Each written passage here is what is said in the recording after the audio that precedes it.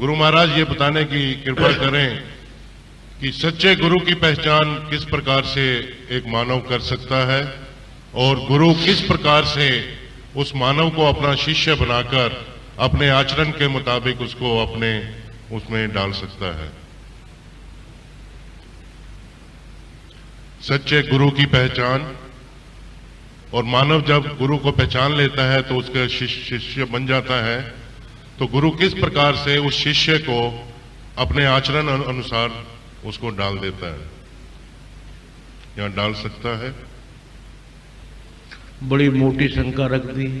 बताइए, पहचान करने के लिए ज्वेलरों से पूछो, हीरो की पहचान तो जौहर ही कर सकते हैं। बताइए क्या करें।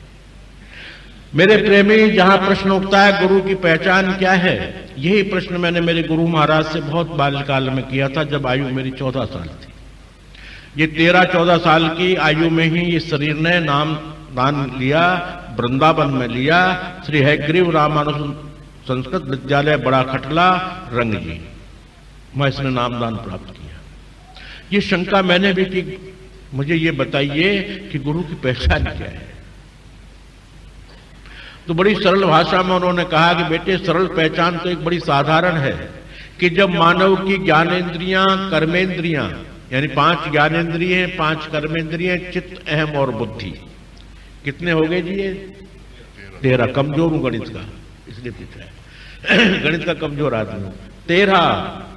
तो ये 13 तेरे पास है, तेरे पास है, मेरे पास है? तेरे पास है। गोविंद कहता है मेरे पास है। तो शायद तेरे पास नहीं, सबके होंगे पास अपने अपने। 13 तेरे पास, 13 तुम्हारे शरीर के अंदर रहते हैं, और 13 जब रुक जाए, अर्थात 13 रुकने का मतलब नहीं प्राण निकल जाए, 13 एक चित्त होकर के शांति की लहर शरीर में जा पहुंचने लगे, और बिना बोले ही, बिना चाले ही, बिना देख कर ही केवल ये आभास होने लगे जो चित्त में शांति हो। मेरे गुरु महाराज कहने लगे कि वही सदगुरु है, वही तुम्हें नौका से पार करेगा। पहला लक्षण, जैसे बरसात होने के बाद ठंडक हो जाती है, चाहे पीछे गर्मी पड़े वो बात अलग होगी, ठंडक हो जाती है। तो पहली पहचान तो मैं वो बताई, और गुरु ग्रंथ साहब में पहचान बताई गुरु नानक देव जी ने कि नारायण नरपति नमस्कारे, ऐसे गुरु को बल बल जाइए आप मुकत मोहितारे। जगदीश्वर घट घट पूर रहे मेरे जीवन प्राण, भव बंधन मेरे मिटे जब मंत्र दियो गुरु कान। ये उन्होंने डेफिनेशन बताया, और तुलसीदास जी ने डेफिनेशन अपनी बुद्धि से लिखा। बंदहु गुरुपद कंज, कृपा सिंधु नर रूप हरि, महामोहतम पुंज, जासु वचन रवि कर निकर। ये डेफिनेशन बता रहे हैं। सदगुरु का डेफिनेशन है कि वो नर के रूप में नारायण नजर आने लगे। बंदहु गुरुपद कंज, कृपा सिंधु नर रूप हरि, महामोहतम पुंज, जासु वचन रवि कर निकर।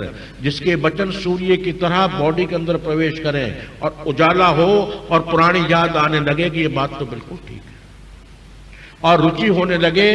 ये तुलसीदास जी ने डेफिनेशन लिखा गुरु का, और गुरु ग्रंथ साहब में वो लिखा। और बंदे बोधमयम नित्यम, ये श्रीमद् भागवत में वेद व्यास जी ने गुरु का निर्णय किया, सदगुरु का। अब बंदे बोधमयम, जो जीव के लिए बोध कराए, ज्ञान कराए, और उसकी वाणी का असर बॉडी में हो, ऐसा वेद व्यास जी कहते हैं कि वो सदगुरु है। ये गुरु का डेफिनेशन अपने अपने हिसाब से अलग अलग संतों ने लिखा। वही मैं आप लोगों को, जो मुझे गुरु महाराज ने सुनाया, वही मैं आप लोगों को सुना रहा हूं, मेरा कोई नया नहीं सुना रहा। ऐसा उन्होंने तुलसीदास जी का, मीरा का, पायो री मैंने नाम रतन धन पायो, ऐसा लिखा उन्होंने। जिससे वस्तु अमोलक दी मेरे सदगुरु कर कृपा अपनायो। जो जीव को अपना लेता है और कृपा उसके शरीर से बरसती हो, वाणी से कृपा बरसती हो, वही सदगुरु की डेफिनेशन है। इसके अलावा एक हमारे अंदर रेजें होती हैं, इंग्लिश में आप रेजे कहते होंगे, हमारे हिंदी में उनको किरणें कहते हैं, रश्मि कहते हैं, ज्योति कहते हैं।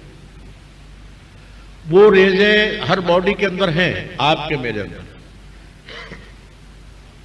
आप एक उस बॉडी उसका जो है प्रमाण लीजिए, आपके घर के आगे होकर दुकान के आगे और एक आदमी निकलता है, मुंह फेर लेते, कई आदमियों को देख करके थूक देते, जो कि जान पहचान लेश मात्र नहीं है। कईयों से आंखें जो होने लगती हैं, जो हम जिंदगी में देखा ही नहीं, स्वाद सुना नहीं, देखा नहीं, अनजान आदमी से मुंह फेर लेते हैं।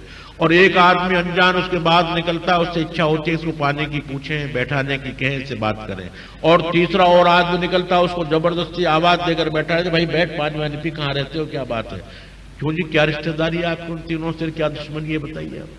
ये पूर्व जन्म की रेजें होती हैं, किरणें होती हैं, जहां वो रेजें स्वतः आप अपने आप में टकरा जाती हैं और वहीं से वो उसका उत्थान होता है, वहीं से उसको आनंद मिलता है। ये सदगुरु की डेफिनेशन साइंस से है, साइंस इसको साबित करती है।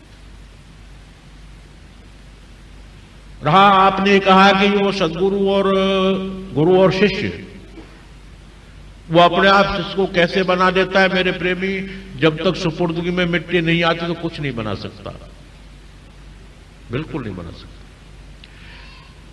संतों ने, तुलसीदास जी ने तो नहीं लिखा, कबीरदास जी ने लिखा कि गुरु एक कुम्हार है, गड़ काटे खोट, भीतर से थप्पी रखे, ऊपर भावे चोट।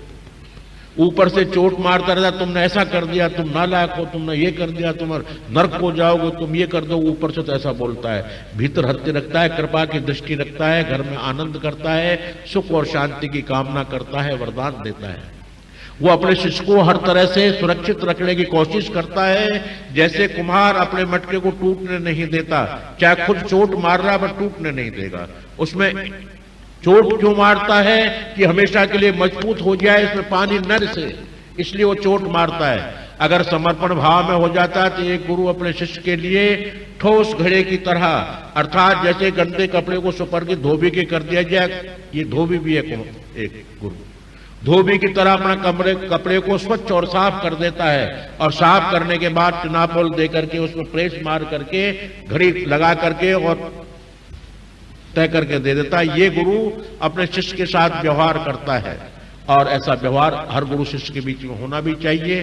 पर ये है सुपुर्दगी हो जाने के बाद, सुपुर्दगी है नहीं। हमारे राजस्थान की भाषा है, बोलो भाया जी कुठी मुंडिला में तो हाथ मत दीजिए, भाया जी या घर सब थारो ही है, ऊंची कर्म का मालिक थे ही छो, पर कोठा मुंडिला में हाथ मत दीजियो, ताड़ा ने मत खोलियो।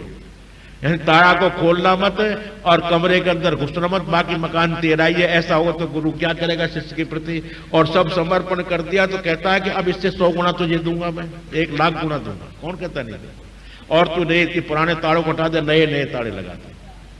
ऐसा जो है गुरु शिष्य के भाव है। गुरु शिष्य को कैसा बनाता है, ऐसा बनाता है सुपुर्दगी होने के बाद, धोबी की तरह स्वच्छ कर देता है, कुम्हार की तरह मटकने सुंदर खूबसूरत बना देता है, और अंत में यहाँ का सुख भोग करके वैकुंठ लोक का मार्ग दिखाता है। ये गुरु अपने शिष्य के प्रति हमेशा करता रहता है। बोलिए श्री गुरु महाराज की।